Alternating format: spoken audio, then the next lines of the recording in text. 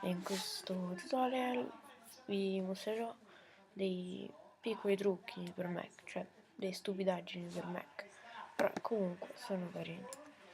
Qui dovrete scrivere terminale e vi darà questa schermata. Qui voi scriverete 6 meno v e cellos, poi avrete virgolette,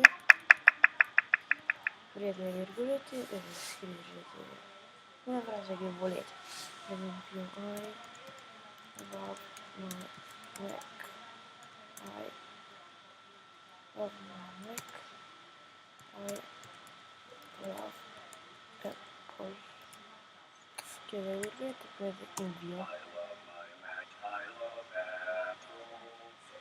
Avete sentito cosa ho detto al computer? Ho detto quello che avrete scritto voi.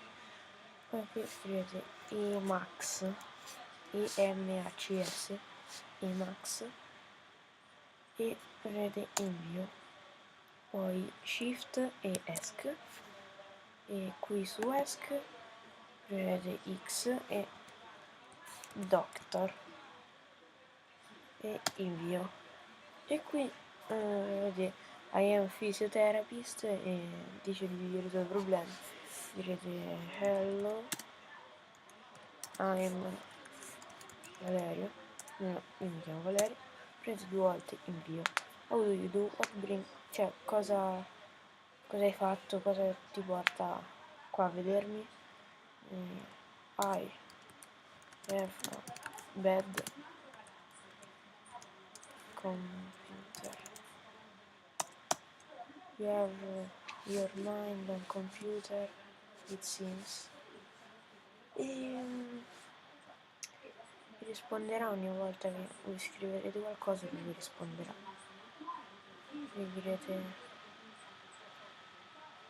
ok, can you elaborate on that?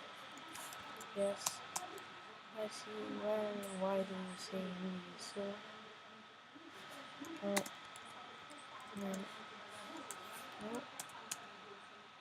What make you believe that no?